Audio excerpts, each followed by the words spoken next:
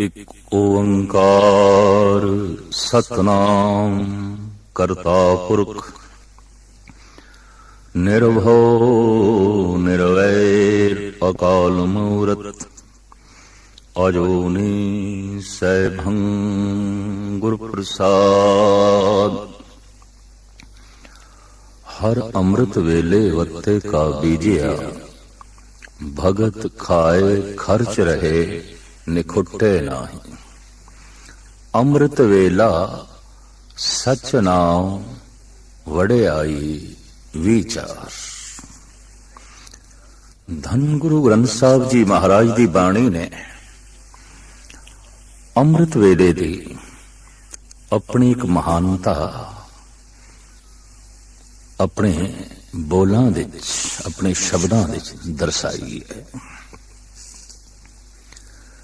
दरअसल देखा जाए प्रकृति ने जो साडे शरीर की ये सिरजना की है, इस दे च रुत दा ते वक्त दा अपना प्रभाव है।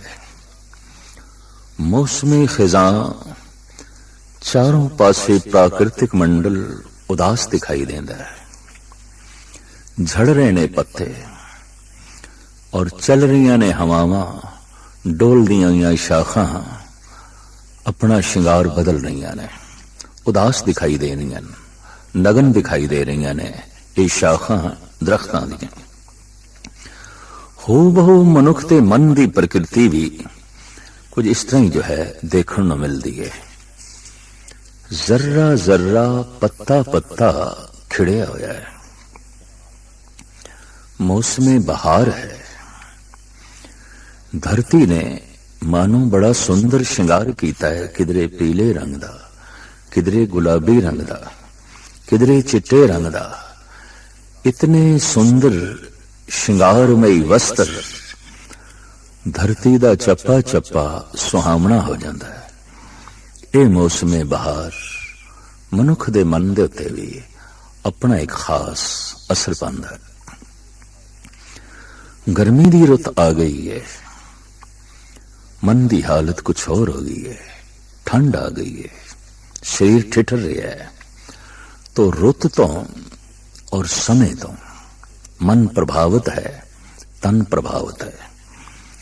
सर्दी आ गई है, सानू कपड़े बदलने पैंदे ने, मोटे कपड़े गर्म कपड़े लबने पैंदे ने, और गर्मी मजबूर कर देंदी है गर्म कपड़ियां नू एक पासे करन ते। हू बहु जो समा है, दिन दे चार पैर, रात दे चार पैर, जिथे रुत दा असर है, मौसम दा तन ते मन ते असर है, उथे चार पैरां दा जिसनू समा कहंदे ने, वक्त कहंदे ने, इसका भी मन दे उत्ते तन दे उत्ते अपना प्रभाव है। आद काल तो संत जना दी पकड़ विच आई एक गल कि रात का जो चौथा पैर है, अगर मनुख समय सिर वाकई रात दे पहले पैर दे अंत होंदे होंदियां सौ गया है, तो शरीर दी नींद रात दे चौथे पैर दे आरंभ होंदियां संपूर्ण हो जाती है, अखां खुल जांदियां। ये गल वखरी है। अगर मनुख समय के मुताबिक सुता नहीं तो फिर मुश्किल है कि अमृत वेले ये उठ सके। वक्त सिर सौ गया नियम पूर्वक तो प्रकृति जगा देंदी है। असी देखते हैं प्रकृति पंछियों नू जगा देंदी है, पशुओं नू जगा देंदी है, क्योंकि उन्हां दी नींद सुभाविक है, प्राकृतिक है। रात दे पहले पैर दे अंत होंदे होंदियां चिड़ियां, पंछी, पशु करीबन करीबन सो जाते हैं। रात दा चौथा पैर आरंभ होया है। चहचहांदे हुए पंछी उठ बैठते ने, गऊआं उठ बैठदियां ने, बछड़े बोलन लग पैंदे ने गऊआं दे। सारे दा सारा पशु जगत समय तो प्रभावित है। वक्त सुलांदा है, वक्त जगा देंदा है। मनुख ने अपनी नींद नू प्राकृतिक नहीं रहन दिता और किधरे किधरे अपने जागण नू भी प्राकृतिक नहीं रहन दिता।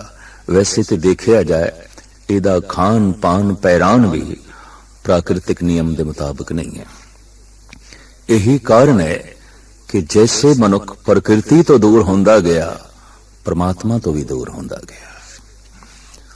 परमात्मा दे निकट आने लई इसनूं प्रकृति दे निकट आना ही पेगा, प्रकृति दे प्रभाव नूं कबूल करना ही पेगा और उहदी नियमावली नूं जिंदगी दा अंग बनाना ही पेगा। तो बहुत पुराने समय तो जो अध्यात्मक चिंतन करते सन, हर वक्त मन नाल जिन्हां दी घोल रहिंदी सी, मन दी साधना ते तल ते जीण वाले अंतर्मुखी पुरुष, उन्हां दी पकड़ दे च आया रात दा चौथा पैर भजन लई बड़ा सहायक है, बहुत सहायक है, मदद करता है। कहंदे ने ढंग नाल भोजन कीता होवे रात नूं तो भोजन आलस पैदा करके नींद लियाउंदा है। ये नींद उस भोजन नूं पचा देंदी है और जब नींद पूर्ण तौर ते पचा देंदी है, भार हल्का होंदा है, आलस मध्यम होंदा है, ये जाग पैंदा है।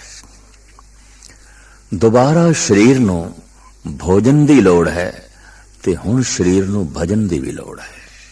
मन भजन भी चाहता है। इस समा कहंदे ने 100 लुकमे दिन दे ते 1 लुकमा सुबह दा। सारी दिन दी साधना ते अमृत वेले दे 1 पल दी साधना बराबर हो जाती है। समा मदद करता है। धन गुरु नानक देव जी महाराज ते साफ कहंदे ने, जे एक होए तां उगवे, रुती हो रुत होए। एक ते बीज ठीक होवे, मुकम्मल होवे, पर बीजण वाली रुत भी ते चाहिदी है।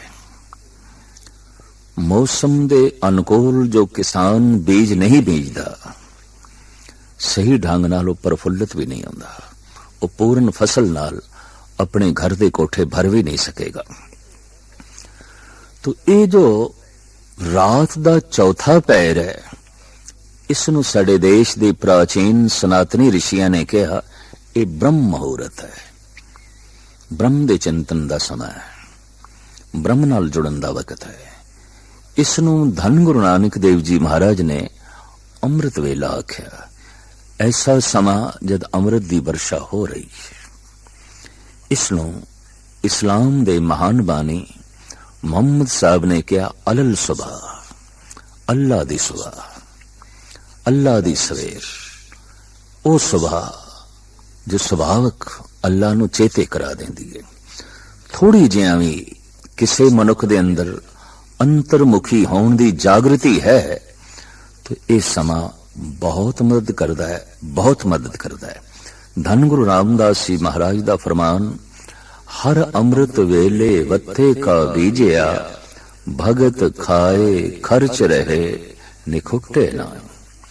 अंतिश करन दी धरती दे जो अमृत वेले नाम दा बीज बो छड़दा है, बरकतां नाल झोलियां भर जांदियां ने। ओ लोक परलोक अपना सुहेला कर लेंदा है। इस समय जो जागे है और इस समय जो बंदगी विच लीन होया है, दुनिया भर दे बंदगी दे पुगे हुए पुरुष संत जन उस साधक तो फिदा जांदे ने। अवतारी पुरुष भी जो है सदके जांदे ने।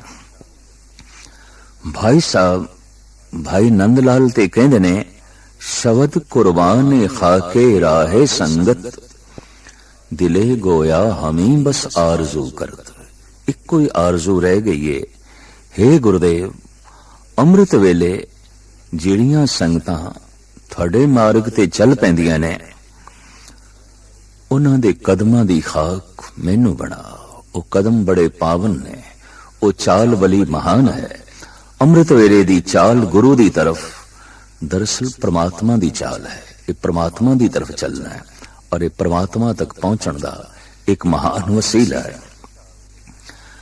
ਭਾਈ ਸਾਹਿਬ ਭਾਈ ਨੰਦ ਲਾਲ ਤੇ ਇੱਥੇ ਤੱਕ ਕਹਿੰਦੇ ਨੇ, थोड़ी जिहां भी जिस किसी दे अंदर जागृति पैदा हुई है, उसने एक गल समझ ली है कि अमृत वेले जो सुता रह गया है मानो उदी नींद हराम है, वो हराम सोया है।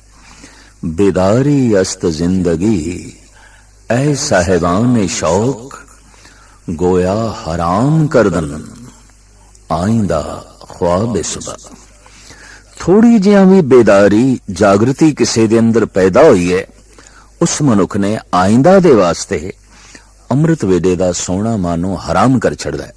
भाव नहीं सौंदा, सुभावक वो जागदा है और अमृत वेले तो लाभ उठांदा है, उस समय तो लाभ उठांदा है। भाई गुरदास जी ते एक प्रार्थना कर देन अकाल पुरख दे अगों। आप कहंदे ने, नख सिसलो सगल अंग रोम रोम कर, काट काट सिखन के चरण पर वारिए। हे परिपूर्ण परमात्मा, मन दी ए भाव दशा बनी है कि पैर दी उंगलियां दे नाखुन तो लैके सिर दे केसां तक नख सिसलो सगल अंग रोम रोम कर, समुचे शरीर दे रोम रोम दे टुकड़े कर दिते जान मेरे शरीर दे। मेरी ये चाहत, मेरी ये मंग, फिर इन्हां टुकड़ियां नूं की करिए? काट काट सिखन के चरण परवारिए। इन्हां नूं कट कट के पुरजा पुरजा करके गुरु के जो सिख ने उन्हां दे कदमां तो सदके करो, उत्थे निछावर करो। फिर भी आखिर मास दे टुकड़े ते बचणगे, की करिए? आप अगां चल के कहंदे ने, अगन जराए ताहें पीसन पिसाए, ले उड़े पवन होए अनेक प्रकारिए। फिर मेरे मांस दे टुकड़ियां नूं जला देना, बचियां रहन जो हड्डियां उन्हां नूं पी देना। फिर पवन राणी दे चरनां च बेनती करनी, जोदड़ी करनी, मेरी राख नूं ते हड्डियां दे जरियां नूं उड़ा के ले जाए। आप कहंदे ने, अगन जराए ताहें पीसन पिसाए, ले उड़े पवन होए अनेक प्रकारिए। तो पवन उड़ा के ले जाए, आखिर पवन हर वक्त इस खाक नूं और हड्डियां दे चूरे नूं अपने कोल रख नहीं सकती, किधरे न किधरे ते सुट्टेगी। तो भाई जी कहंदे, हां ये सुट्टे, पर किथे सुट्टे? जत कथ सिख पग धरे गुरु पंथ प्रात, ताहू ताहू मार्ग में भस्म को डारिए। जिधर किधरे किसी भी शहर दे, किसी भी कस्बे च, किसी भी थां ते सिख अमृत वेले उठ के सत्संग दी तरफ चल पिया। पवन राणी नूं कहना, मेरी मांस दी खाक ते हड्डियां दे चूरे नूं उसदे कदमां दे च विछावे, उसदे रस्ते दे च विछावे। जत कत सिख पग धरे गुरु पंथ प्रात, ताहू ताहू मार्ग में भस्म को डारिए। तह पद पावकत चरण लिव लागी रहे, दया के दयाल मोहे पतत उधारिए। हे परिपूर्ण परमात्मा, इस तरीके नाल मैं पतत दा भी उधार हो जाएगा। दरअसल अमृत वेले गुरु दी दिशा और जान वाले मनुख दे कदम अत्यंत पावन ने, महान है। चाहो नाल, उमंग नाल जो समय सत्संग दी तरफ चल पिया, जुड़ के कीर्तन सुन रहे है या बैठ के वाहिगुरु मंत्र दा जप कर रहे है, देवी देवते उस तो फिदा जांदे ने, कुर्बान जांदे ने, सदके जांदे ने। भाई गुरदास जी ने इस संबंध विच जो एक पौड़ी दी रचना कीती है, बेशकीमत है और बेमिसाल है। आप कहंदे ने, चरणों दुख होए सुरसरी, तज बैकुंठ जगत विच आई। सुरसरी गंगा। मिथ ये कह रही है कि गंगा ब्रह्मे दे करमंडल दा जल है, विष्णु दे चरनां दा जल है, शंकर दियां जटावां दा जल है। ऐसा साडे देश दे प्रचलन है इस मिथ दा। करमंडल दा पानी विष्णु दे चरनां ते डोले है ब्रह्मे ने, ये जल आण के गिरे शंकर दियां जटावां च, और उस दे चों ये निकली गंगा दी धार।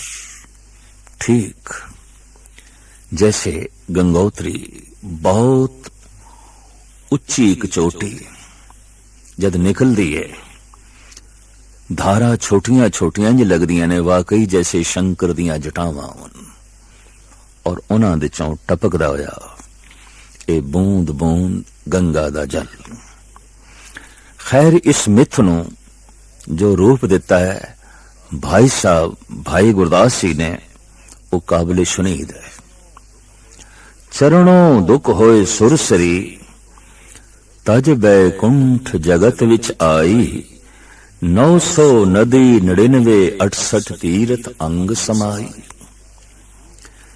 इस पृथ्वी दे ते 12 मास वगण वालियां नदियां भाई गुरदास जी की गिनती के मुताबिक 999 ने, एक घट 1000 जो 12 मास दरिया बगदे ने। भाई जी कहते ने 999 नदियां दे चों गंगा सिरमौर है, उसदे जल की अपनी खूबी है। हर नदी का जल अलग अलग है, हर थां दी वायु अलग अलग है, हर जगह रेत दे जर्रे अलग तासीर रखते हैं। यही कारण है कि जद कदी किसी का कोई रोग औषधियां नाल ठीक ना होवे तो पुराने हकीम कह दिता करते सन, तू आबो हवा बदल ले, पानी बदल ले, हवा बदल ले, टिकाणा बदल ले। और ऐसा देखने दे आया है, वाकई टिकाणे दे बदल दिया, आब हवा दे बदल दिया वो तंदुरुस्त होया है, वो ठीक होया है। हवा किसी शरीर लई अमृतमयी हो सकती है, जल किसी शरीर लई अमृतमयी हो सकता है। गंगा दा जल शरीर लई इतना लाभकारी मनिया गया कि प्राचीन जो वैद सन, हकीम सन, शरीर शास्त्री सन, उन्हां दी रसना तो निकले ते अमृत है। ये ते शरीर लई लाभकारी है। दरअसल आत्म चिंतन करने लई अगर शरीर ठीक नहीं तो फिर मन दा आत्म चिंतन करना भी कठिन है, औखा है। शरीर दा स्वस्थ होना लाजमी एक शर्त है कि शरीर नूं स्वस्थ रखण दे गंगा दा जल वाकई अमृत दा ही काम करदा सी, एक महान औषधि दा काम करदा सी। बहुत सारियां खूबियां इस विच देखियां गईयां। जड़ी बूटियां नाल स्पर्श करदी हुई ये धारा जद मैदानी इलाके विच आउंदी है तो जड़ी बूटियां दा रस ते उन्हां दी तासीर भी लेके आउंदी है। जद इसका कोई पान करदा है इस जल दा तो शरीर नवा नरोआ हुंदा है, शरीर दे उत्ते इस जल दा अमृतमयी प्रभाव पैंदा है। यह गल वखरी है, उस जमाने च कहा गया सी इस देश कपड़ा निचोड़ना और थुक सुटना महापाप है, जबकि बड़े बड़े शहरां दे गटर इस गंगा दे पै रहे ने। महापाप व्यापक पद्धर ते हो रहा है, महान गुनाह व्यापक पद्धर ते हो रहा है। अमृतमयी जल नूं किसी हद तक विष बनाया जा रहा है। मनुख ने जैसे अपना जीवन विष बना लिया है, ये अमृतमयी हवा नूं, अमृतमयी जल नूं थां थां ते विष बनाने दे जो है तुलिया होया है। किधरे दी हवा खराब की थी और किधरे नदी नालियां दे जल दे प्रवाह नूं इसने खराब किया है, गंदा किया है, मलिन किया। खैर ये एक अलग विषय है। ये जल अमृतमयी है। इस वास्ते भाई साहब भाई गुरदास जी कहते ने 999 नदियां दे चों गंगा सिरमौर है। 900 नदी 99 68 तीरथ अंग समाई। 68 तीरथ इस दे किनारे ते बने हुए ने देव प्रयाग, रुद्र प्रयाग, करण प्रयाग, ऋषिकेश, हरिद्वार, बनारस, प्रयागराज दा संगम इत्यादि छोटे वड्डे तीर्थ इस दे तट ते बने हुए ने। तीर्थां दी शोभा बनी हुई है। तीर्थ गंगा दे तट ते सुभायमान दिस रहे ने। थां थां ते तीर्थां ते जाके लोकी अपना तन मन इशनान द्वारा सही करने की कोशिश दे लगे रहंदे ने। तो भाई जी कहने 68 तीर्थ गंगा दे तट ते बने हुए ने। 68 तीर्थ अंग समाई तेह लो की परवान है, महादेव लै सीस चढ़ाई। इसकी महिमा 3 लोकां दे है और शिव जी ने इसनु अपने मस्तक दे स्थान दिती। देवी देव सरेवड़े जय जयकार बड़ी बड़ियाई। बड़ी महिमा है, बड़ी उपमा है। देवी देवते तक उपासना करते ने, नमस्कार करते ने। जद वगदा होया इतना अमृतमयी जल, इतनी वड्डी धारा, तो दिस पैंदा है प्रभु दी बहुत वड्डी बख्शिश, बहुत वड्डी रहमत। कहंदे ने सालां बद्दी भी गंगा दा जल बोतलां च रख दईए, गंदा नहीं होंदा, बदबूदार नहीं होंदा। वो अपनी असलियत गवांदा नहीं। ऐसी एक औषधि है। जैसे जैसे वो पुराना होंदा जाए उहदे च नवीनता निखार आंदा जांदा है। तो वाकई ये जल जल ना होके अमृत है। लेकिन हुण भाई साहब भाई गुरदास जी जो अपना नजरिया अंकित करते ने, वो भी अपनी महानता रखता है। सण गंगा बैकुंठ लख, लख बैकुंठ नाथ लेवलाई।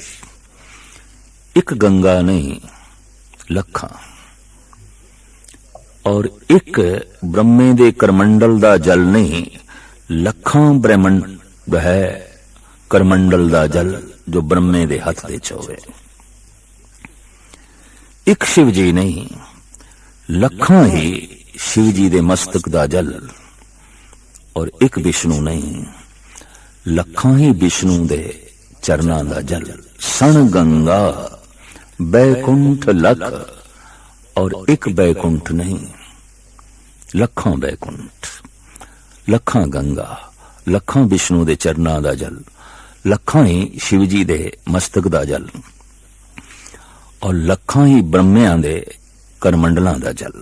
सण गंगा बैकुंठ लख, लख बैकुंठ नाथ लिवलाई। साधु धूर न पुजने, साध संगत सतगुरु शरनाई। अमृत वेले सत्संग विच बैठ के जो अपने मन की साधना कर रहा है और सुरत शब्द दे जोड़ के बैठा है, भाई गुरदास जी कहते हैं उसके कदमां तो लखां गंगा कुर्बान कीतियां जा सकदियां, सदके कीतियां जा सकदियां। वो इतना महान है। फिर सतगुर दी बाणी ते खुल के कहती है, जन के चरण तीरथ कोट गंगा। ऐसा जो पुरुष है ओदे चरनां दी जड़ी धूड़ है मानो करोड़ां गंगा दा इशनान है। उसका आत्म चिंतन अमृत वेले दा चरण जिथे रखेगा रेत दे सरियां नूं अक्सीर बना देगा। इतनी महानता है उस समय साधना करन दी। देखिया जाए पंछियां दे खूबसूरत नगमे उस समय सुनन नूं मिलदे ने, चहचहाट, कलोल, खेड़ा ते खुशी। ऐसे समय अगर कोई सुता रह गया तो उस तो ज्यादा होर कोई बदकिस्मत नहीं है। और उस समय जो उठ बैठा है आत्म चिंतन लई रूहे जमीन दे, उस तो ज्यादा खुशकिस्मत लभना भी औखा है। वो महान खुशकिस्मत मनुख है। धन गुरु नानक देव जी महाराज दा फरमान, परिपूर्ण परमात्मा दे चरनां दे सब तो वड्डी जिहड़ी भेंट है वो भेंट अमृत वेला ही है। बस उस समय नूं तू परमात्मा दे अगों रख भाव। उस समा परमात्मा लई है। धन कमाण दा अलग वक्त, भोजन छकण दा अलग, शरीरक क्रियावां दे अलग समय, और समाजिक संबंध, आर्थिक रिश्ते, राजनीति दा वेला इस दे लई अपने अपने समय ने, पर रात दा चौथा पैर प्रभु नाल मिलन दा समय है, ईश्वर नाल जुड़न दा समय है। इस समय नूं तू ईश्वर दे ही अर्पण कर, प्रभु दे अर्पण कर। ये समा अपने कोल ना रखी, सुता ना रह जाए, उठ उस समय। और ये उठना एक बंदगी है, उठना एक इबादत है। यही कारण है कह दिता गया ये सुबह सुबह अल्लाह दी है, ये सुबह, ये सवेर, ये मुहूर्त ब्रह्म है, ये समा अमृत वेला है, अमृत दी बरखा हो रही है। दरअसल कहते ने उस समय माया सुत्ती पई होंदी है। माया दे सुते रहने तो मुराद ये है, अक्सर लोग सुते पे ने, तो दुनिया जो सुती पई है तो बोल भी बंद ने। करीबन करीबन 90% जो मनुख दे बोल होंदे ने, समाजिक होंदे ने, आर्थिक होंदे ने, राजनैतिक होंदे ने, और उन्हां बोलां दे नाल वातावरण मलीन होंदा है। उन्हां बोलां दियां तरंगां चारों पासे छा जांदियां ने। नवे नवे इबादत करन वाले बंदे नूं, ध्यान साधना करन वाले बंदे नूं ये बोल और उन्हां बोलां दियां तरंगां प्रभावित करदियां ने, नाम जुड़न दे च बाधा खड़ी कर देंदियां ने। तो जगत ते सुत्ता पे है, ये तरंगां पैदा नहीं हो रही। ऐ मनुख, तो उठ बैठ, अपने अंदरों आध्यात्मिक तरंगां पैदा कर, ताकि परमात्मा दी बख्शिश जो बरस रही है ओदा तू पात्र बन सके और अपनी झोली दे जो है पा सके। धन गुरु नानक देव जी महाराज ने इसनों ऐसा कहा, अमृत वेला सच नाम वड़ियाई विचार। अमृत वेले उठ के सच्चे नाम दा चिंतन ते उस वड्डे दियां वडियाइयां दी विचार तू कर। ये गल वखरी है कि दिन भर भी तू विचार कर सकदा है, पर ओ तरंगां उस विचार नूं गहरा नहीं जान देणगियां जो चारों पासे फैलियां होईयां ने। रात नूं शरीर विश्राम दे जाना चाहता है तो शरीर दी चेतना, शरीर दी शक्ति सारी सुकड़ रही है, मुश्किल है। उस समय तू संघर्ष करके प्रभु दा जो है चिंतन कर सके। ये समा, ये वक्त मदद करता है। जैसे पहाड़ ते एक मनुख निर्भर होके चल रहे है, पर एक ने सिर दे उत्ते एक मन दा वजन रखे होया है, तो कठिन होवेगा उसनू जो है चढ़ना। अमृत वेले मनुख निर्भर होंदा है, दिल दिमाग ते कोई बोझ नहीं होंदा, वो समा मदद करता है। धन गुरु नानक देव जी महाराज ने इसकी महिमा गायन करदे होया कहा, दुनिया दियां सारियां बरकतां उस मनुख दे झोली दे च आण पैंदियां ने जो उस समय उठ के वाहिगुरु नाम दा अभ्यास करता है, वाहिगुरु नाम दा चिंतन करता है। इस चिंतन द्वारा उसका प्रभु नाल संबंध जुड़ता है। ते प्रभु नाल संबंध जुड़न दा मतलब की है, महाशक्ति नाल संबंध।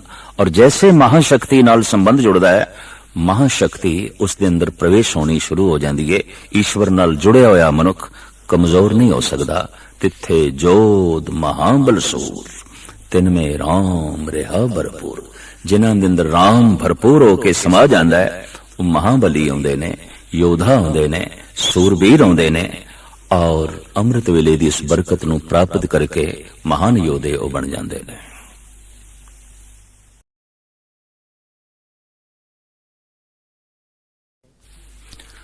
चौथे पैरे सुबह के सुरतियां उपजे चाव, तिन दरियावां स्यों दोस्ती मन मुख सच्चा नाम। धन गुरु नानक देव जी महाराज दा फरमान, जो गहरे तल दे प्रभु चिंतन करन वाले ने, विचारक ने, दार्शक ने, रात दे चौथे पैर उन्हां दे अंदर उमंग पैदा हो जाती है, तरंग पैदा हो जाती है। चौथे पैरे सुबह के सुरतियां उपजे चाव, तिन दरियावां स्यों दोस्ती मन मुख सच्चा नाम। उन्हां दी दोस्ती इशनान नाल हो जाती है।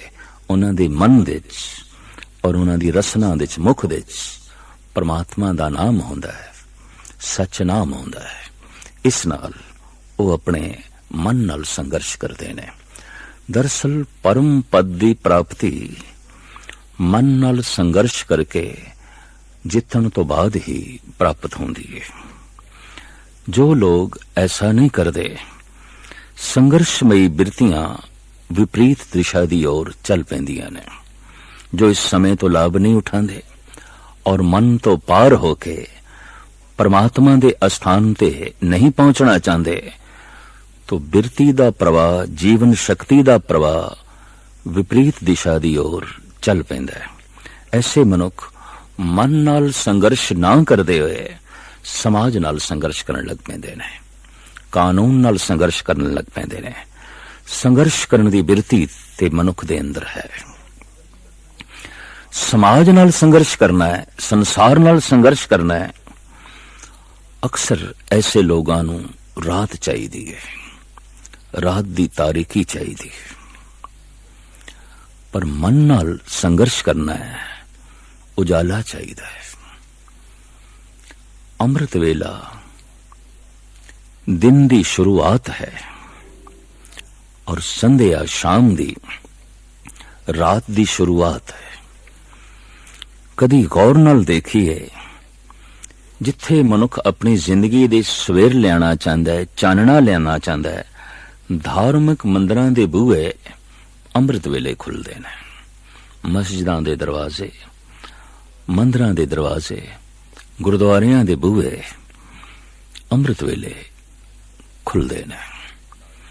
पर जो अपनी जिंदगी नूं तारीकी नाल भरदे ने, अचेतपना अपना वधांदे ने, मन नूं बेहोशी दी दुनिया च ले जाके तारीक मंडलां दे च पहुंचदे ने, ऐसे सथलां दे बूहे दरवाजे अक्सर रात नूं खुलदे ने।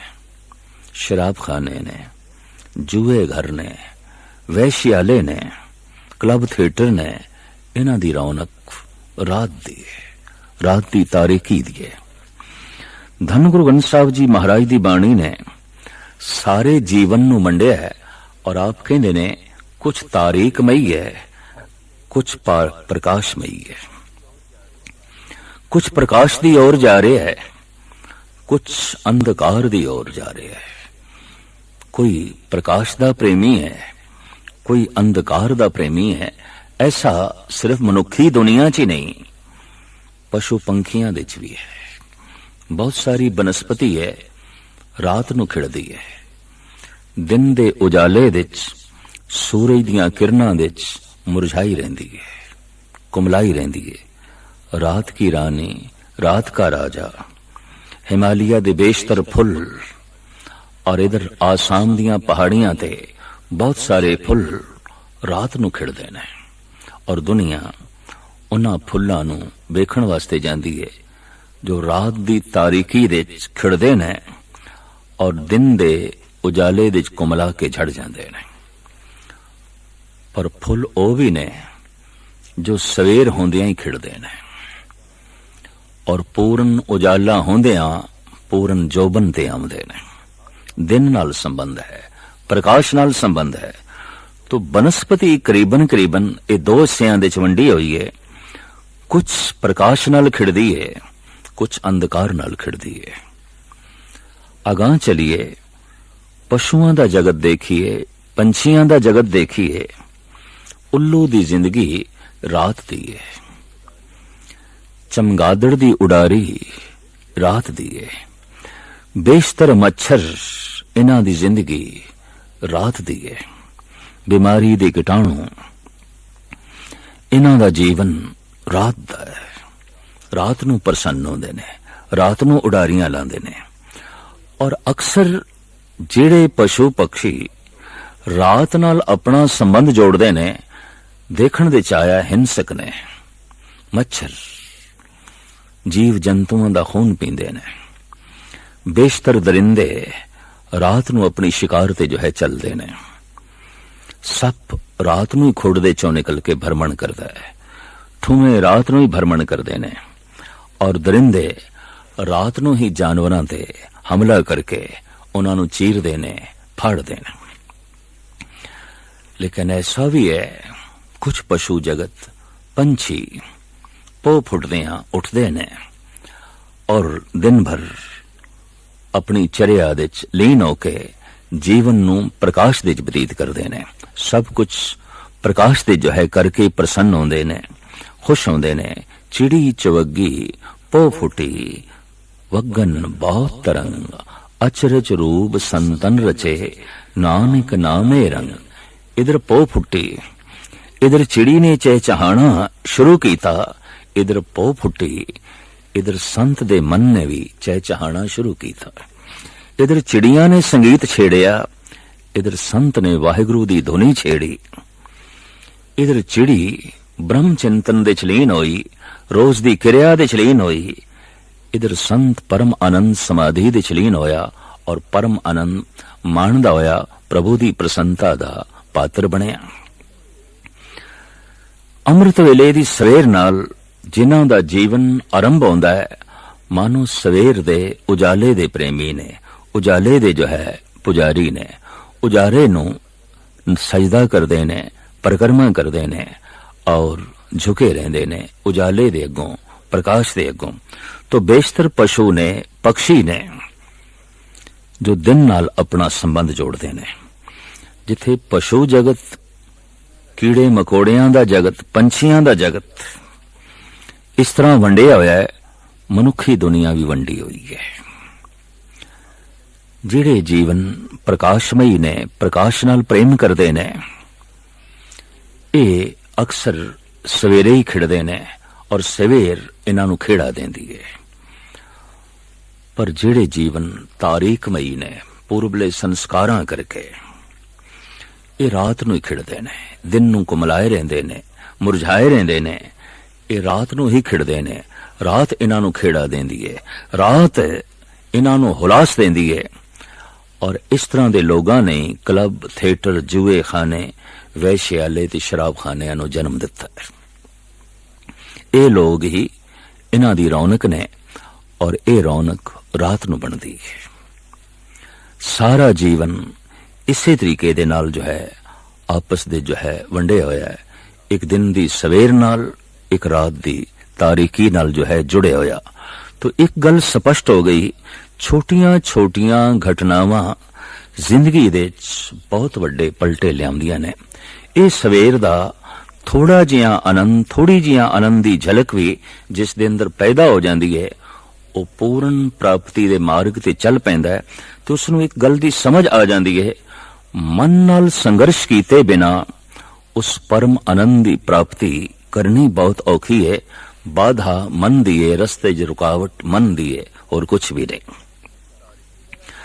रात दी तारीकी दा जिन्हां दा जीवन है, कई दफा इन्हां दे मन इतने तारीकमई हो जांदे ने, पशु पक्षियां दी तरह हिंसक हो जांदे ने। जैसे उल्लू रात नूं सुते पंछियां दे आलणिਆਂ च जाके अंडे चुक लैंदा है, छोटे छोटे उन्हां दे बच्चे चुक लियांदा है, खांदा है। हू बहु डाकू, कातल, दुराचारी, इन्हां सारियां दा कर्म रात दी तारीकी दे च है। इन्हां नूं सफलता भी रात दी तारीकी देंदी है, अंधकार देंदी है। इन्हां नूं अपने काम दी पूर्ति लई, पाया तकमील तक काम नूं ले जाण लई अंधकार चाहीदा है, हनेरा चाहीदा है, रात चाहीदी है। पर मन नाल संघर्ष करके परम आनंद दी प्राप्ति लई इस तरह दे पुरुषां नूं सवेर चाहीदी है, उजाला चाहीदा है। भावें सवेर पो फुट्टी है तो मंदिर दे दीपक जला के बैठणगे, बत्ती जला के बैठणगे। रोशनी दे उपासक, रोशनी दे मुतलाशी, रोशनी दे जो है पुजारी। तो दो ही तरह दा मनुखी दुनिया दे कह लईए संघर्ष है। जो अपने मन नाल संघर्ष करके परम आनंद ते परम पद दी प्राप्ति नहीं कर सके, उस समाज नाल संघर्ष करते ने, कानून नाल संघर्ष करते ने, जगत नाल संघर्ष करते ने। और इस संघर्ष दे जगत नूं चोट पहुंचती है, जगत नूं हानि पहुंचती है। लेकिन संघर्षमई बिरतियां ते मनुख दे अंदर हैं। जो अपने मन नाल संघर्ष करन नूं राजी हो जाए, साधु। और जो समाज दे नाल संघर्ष करन नूं अपने आप नूं समझा लवे, मना लवे, दुष्ट है। इंज कह लो पृथ्वी ते या ते साधु ने या दुष्ट ने, क्योंकि संघर्षमई बिरतियां ते मनुख दे अंदर हैगियां ने। तो जो समाज नाल संघर्ष करदा है, समाज दे नियम तोड़दा है, कानून नूं तोड़दा है, मर्यादावां तोड़दा है और तोड़ के अपना मतलब हल करदा है। दूसरे पासे जो साधु है, साधना विच लीन है, मन नाल संघर्ष करदा है, तो मन नाल संघर्ष की है? लोभ नाल संघर्ष, काम नाल संघर्ष, हंकार नाल संघर्ष। और ये देखण विच आया है, ये संघर्ष मनुख कलियां ही करदा है। इस विच दूजा तीजा चौथा पंजवां सहायक नहीं आउंदा, बल्कि बाधक ही बनदा है।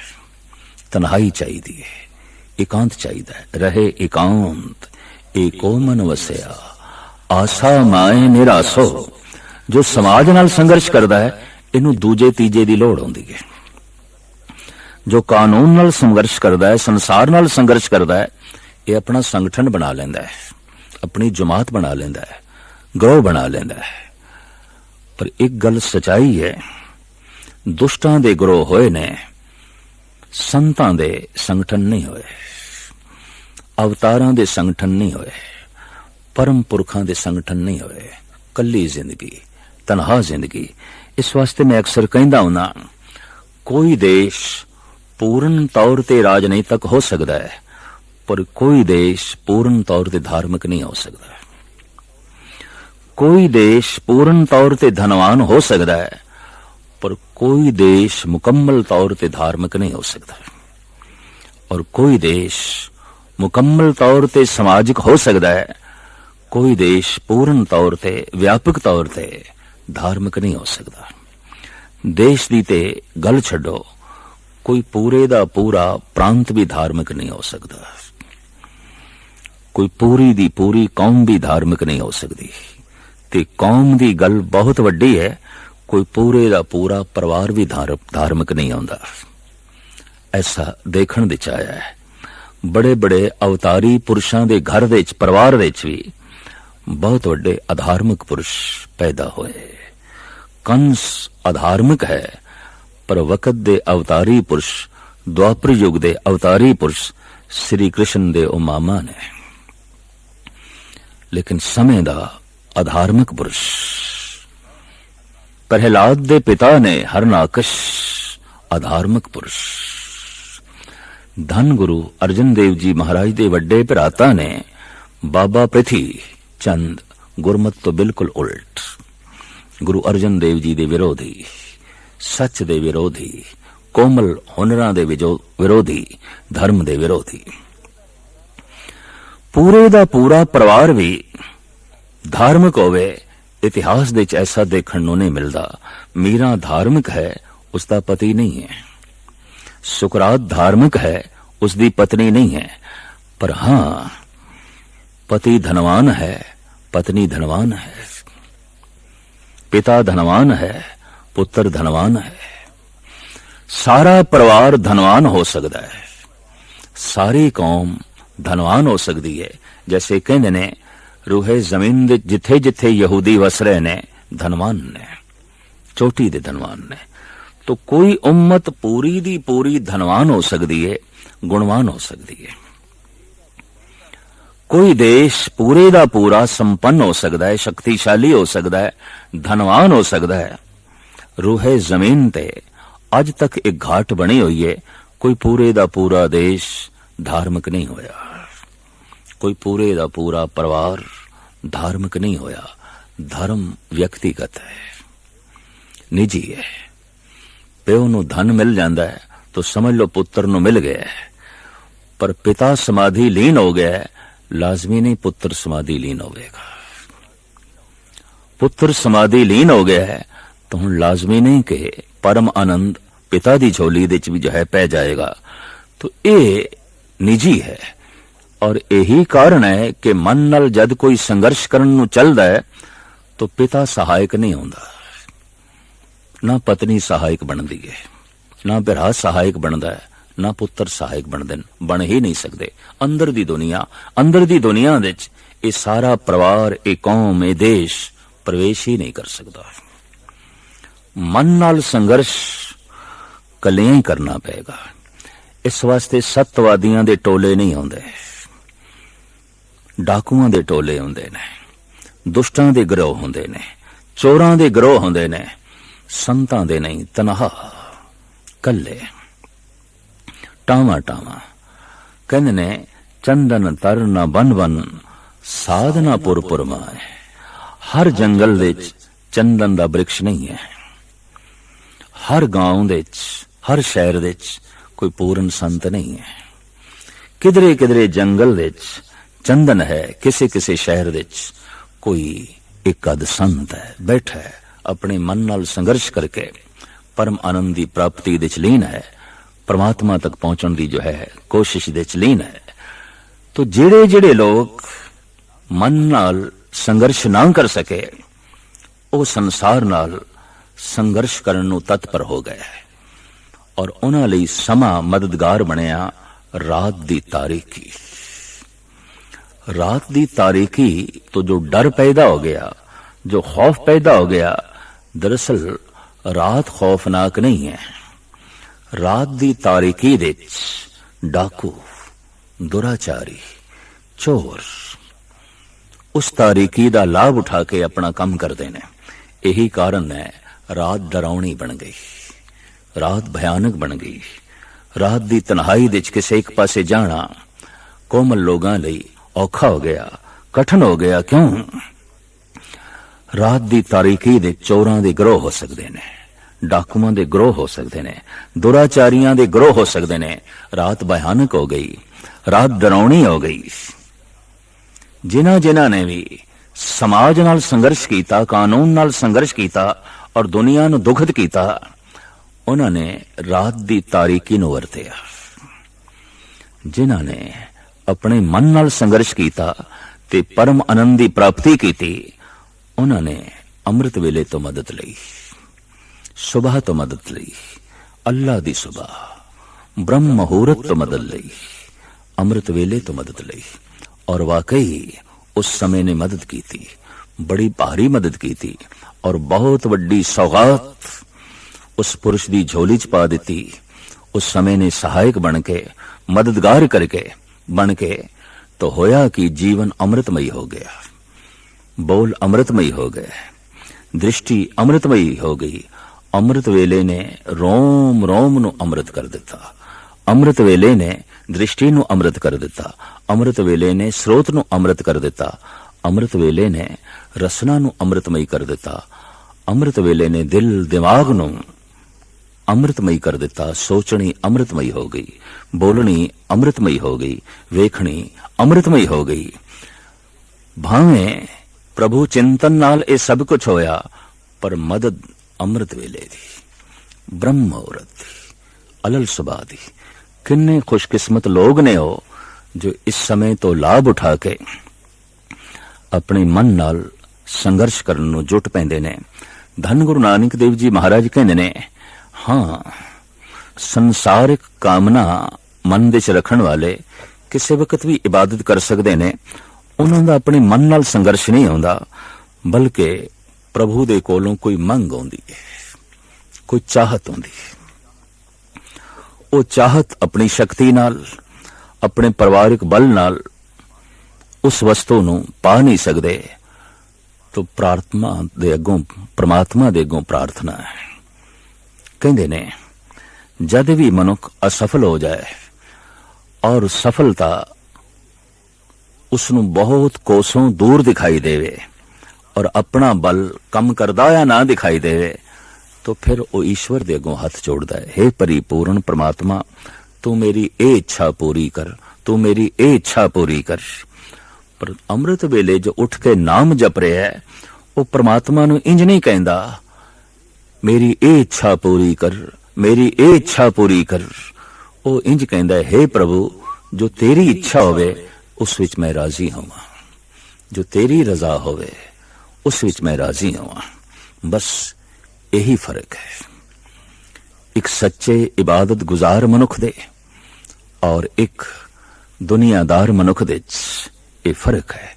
एक कह रहे हे प्रभु मैं सजदा कर रहा, मैं जोदड़ी कर रहा, मैं तेरी इबादत कर रहा, तू मेरी ए इच्छा पूरी कर, तू मेरी ए कामना पूरी कर, तू मेरी ए कामना पूरी कर।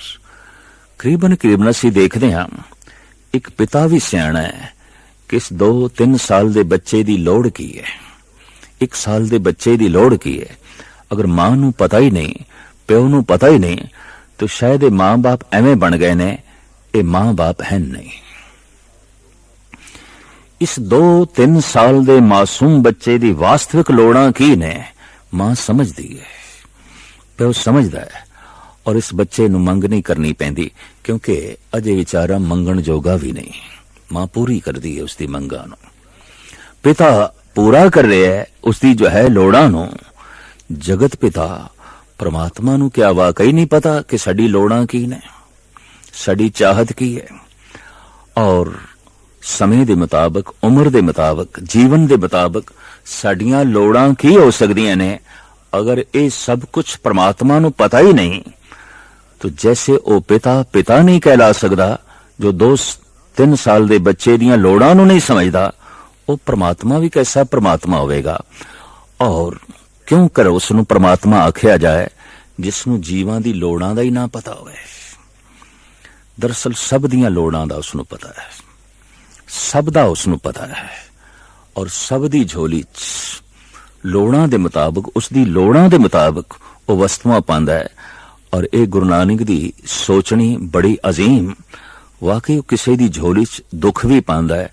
ਇਹ ਦੁੱਖ ਉਸਦੀ ਲੋੜ ਆਉਂਦੀ, ਉਸ ਤੋਂ ਬਿਨਾਂ ਉਹ ਸੰਭਲੇਗਾ ਨਹੀਂ, ਉਸ ਤੋਂ ਬਿਨਾਂ ਸ਼ਾਇਦ ਉਹ ਸੁਚੇਤ ਨਾ ਹੋ ਸਕੇ, ਉਸ ਤੋਂ ਬਿਨਾਂ ਸ਼ਾਇਦ ਉਸਦੇ ਕਦਮ ਸਹੀ ਮਾਰਗ ਤੇ ਜੋ ਹੈ ਨਾ ਹੋ ਸਕਣ। ਇਸ ਵਾਸਤੇ ਆਤਮ ਚਿੰਤਨ ਕਰਨ ਵਾਲੇ ਪੁਰਸ਼ਾਂ ਦੀ ਬਹੁਤ ਪੁਰਾਣੇ ਸਮੇਂ ਤੋਂ ਇਹ ਸੂਝ ਸਮਝ ਬਣੀ ਕਿ हे परिपूर्ण परमात्मा, जो तेरी इच्छा है ਉਹ ਪੂਰੀ ਹੋਵੇ। ਮਨ ਨਾਲ ਸੰਘਰਸ਼ ਕਰਦੇ ਹੋਇਆ ਪਹਿਲੀ ਅਵਸਥਾ ਉਹਨਾਂ ਦੀ ਇਹ ਬਣਦੀ ਹੈ, ਅਗਰ ਵਾਕਈ ਉਹਨਾਂ ਨੂੰ ਜਿੱਤ ਪ੍ਰਾਪਤ ਹੋ ਰਹੀ ਹੈ ਤੇ ਮੈਂ ਫਿਰ ਅਰਜ਼ ਕਰਾਂ, ਮਨ ਨਾਲ ਸੰਘਰਸ਼ ਕੀ ਹੈ? ਲੋਭ ਨਾਲ ਸੰਘਰਸ਼। ਮਨ ਨਾਲ ਸੰਘਰਸ਼ ਕੀ ਹੈ? ਕਾਮ ਨਾਲ ਸੰਘਰਸ਼। ਮਨ ਨਾਲ ਸੰਘਰਸ਼ ਕੀ ਹੈ? ਹੰਕਾਰ ਨਾਲ ਸੰਘਰਸ਼। ਪੱਥਰ ਨਾਲ ਸਿਰ ਮਾਰ ਕੇ ਉਹਦੇ ਸੁਰਾਖ ਕਰ ਦੇਣਾ, ਰਸਤਾ ਬਣਾ ਦੇਣਾ ਆਸਾਨ ਹੈ। ਅਹੰਕਾਰ ਨਾਲ ਸਿਰ ਟਕਰਾ ਕੇ ਤੇ ਅਹੰਕਾਰ ਨੂੰ ਚਿਕਨਾ ਚੂਰ ਕਰਨਾ ਕਠਿਨ ਹੈ, ਔਖਾ ਹੈ। ਅਹੰਕਾਰ ਨੂੰ ਚੂਰ ਕਰਕੇ ਜਿਨ੍ਹਾਂ ਨੇ ਨਿਰੰਕਾਰ ਦਾ ਮਾਰਗ ਬਣਾਇਆ, ਲੋਭ ਨੂੰ ਮਿੱਟੀ ਦੇ ਚ ਮਿਲਾ ਕੇ ਜਿਨ੍ਹਾਂ ਨੇ ਸੰਤੋਖ ਦਾ ਦੀਵਾ ਜਲਾਇਆ, ਕਾਮ ਨੂੰ ਸ਼ਾਂਤ ਕਰਕੇ ਜਿਨ੍ਹਾਂ ਨੇ ਆਪਣੇ ਅੰਦਰ ਰਾਮ ਨੂੰ ਪ੍ਰਗਟ ਕੀਤਾ, ਇਹ ਬਹੁਤ ਵੱਡੇ ਮਹਾਬਲੀ ਲੋਕ ਨੇ। ਜਿਨ ਮਿਲ ਮਾਰੇ ਪੰਚ ਸੂਰਬੀਰ, ਐਸੋ ਕੌਣ ਬਲੀਰੇ। ਕੌਣ ਹੈ ਐਸਾ ਵਿਆਪਕ ਮਹਾਬਲੀ ਜੋ ਇਹਨਾਂ ਪੰਜਾਂ ਨਾਲ ਸੰਘਰਸ਼ ਕਰਕੇ ਜਿੱਤ ਨੂੰ ਜੋ ਹੈ ਪ੍ਰਾਪਤ ਹੋਇਆ ਹੋਵੇ। ਤੋ ਜਦ ਕੋਈ ਕਾਮ ਨੂੰ ਜਿੱਤ ਲੈਂਦਾ ਹੈ, ਰਾਮਮਈ ਹੋ ਜਾਂਦਾ ਹੈ। ਲੋਭ ਨੂੰ ਜਿੱਤ ਲੈਂਦਾ ਹੈ, ਸੰਤੋਖਮਈ ਹੋ ਜਾਂਦਾ ਹੈ। ਹੰਕਾਰ ਨੂੰ ਜਿੱਤ ਲੈਂਦਾ ਹੈ, ਨਿਰੰਕਾਰ ਦੀ ਸ਼ਕਲ ਸੂਰਤ ਜੋ ਹੈ ਧਾਰਨ ਕਰ ਲੈਂਦਾ ਹੈ। ਐਸਾ ਸੰਘਰਸ਼ ਉਸ ਨੂੰ ਮਹਾਨ ਬਣਾ ਦਿੰਦਾ ਹੈ, ਅਤੀ ਜੋ ਹੈ ਉੱਤਮ ਬਣਾ ਦਿੰਦਾ ਹੈ। ਤੋ ਮਾਰਗ ਜ਼ਿੰਦਗੀ ਦੇ ਵਿੱਚ ਇਹ ਦੋ ਨੇ। ਅਕਸਰ ਐਸਾ ਦੇਖਿਆ ਜਾਂਦਾ ਹੈ ਜੈਸੇ ਪਾਣੀ ਨਿਵਾਣ ਦੀ ਤਰਫ ਆਪਣੇ ਆਪ ਚੱਲਦਾ ਹੈ, ਮਨੁੱਖ ਖੱਡ ਦੀ ਤਰਫ, ਨਿਵਾਣ ਦੀ ਤਰਫ ਆਪਣੇ ਆਪ ਚੱਲ ਪੈਂਦਾ ਹੈ। ਕਿਸੇ ਸਹਾਰੇ ਦੀ ਲੋੜ ਨਹੀਂ, ਕਿਸੇ ਸਹਾਇਕ ਦੀ ਲੋੜ ਨਹੀਂ, ਕਿਸੇ ਮਦਦਗਾਰ ਦੀ ਲੋੜ ਨਹੀਂ। ਜੀਵਨ ਦਾ ਵੇਗ ਆਪਣੇ ਆਪ ਨਿਵਾਣ ਦੀ ਤਰਫ ਜਾਂਦਾ ਹੈ। ਪਰ ਜੀਵਨ ਨੂੰ ਬੁਲੰਦੀਆਂ ਤੇ ਲੈ ਜਾਣਾ ਹੈ, ਚੜਾਈਆਂ ਤੇ ਲੈ ਜਾਣਾ ਹੈ, ਸਹਾਰੇ ਦੀ ਲੋੜ ਹੈ, ਆਸਰਾ ਚਾਹੀਦਾ ਹੈ। ਇੱਕ ਸਮੇਂ ਦਾ ਆਸਰਾ, ਵਕਤ ਦਾ ਆਸਰਾ, ਇੱਕ ਪ੍ਰਭੂ ਦਾ ਆਸਰਾ, ਪਰਮਾਤਮਾ ਦਾ ਆਸਰਾ। ਇੱਕ ਅੰਮ੍ਰਿਤ ਵੇਲੇ ਜਾਗਣਾ ਤੇ ਇੱਕ ਪ੍ਰਮਾਤਮਾ ਦਾ ਆਸਰਾ ਮਿਲ ਸਕੇ। ਅਰਦਾਸ ਜੋਦੜੀ ਤਿਸੇ ਅੱਗੇ ਨਾਨਕਾ ਖਲੇ ਕੀਜੇ ਅਰਦਾਸ। ਖੜੇ ਹੋ ਕੇ ਉਸ ਦੇ ਅੱਗੋਂ ਤੂੰ ਅਰਦਾਸ ਕਰ, ਜੋਦੜੀ ਕਰ, हे प्रभु अवर पंच हम एक जना क्यों राखें घर बार मना। हे प्रभु ओ पंज ने मैं कल्ला, तू मेरा सहायक बन, तू मेरे नाल हो ਤਾਂ ਮੈਂ ਇਹਨਾਂ ਪੰਜਾਂ ਨਾਲ ਮੱਥਾ ਮਾਰ ਸਕਦਾ, ਮੈਂ ਕੱਲਿਆਂ ਨਹੀਂ। ਇਸ ਵਾਸਤੇ ਕਹਿੰਦੇ ਨੇ कीती हुई बंदगी वो सफल समझ लो अगर अंदरों अरदास पैदा हो गई। ये 3 पड़ाव ने, प्रयास, अरदास, प्रसाद। प्रथम ते प्रयास ही है, मन नाल संघर्ष करने का। अमृत वेले उठना है, जप है, तप है, सत्संग है, बाणी दा पाठ है, सतपुरुषां दी सोबत है।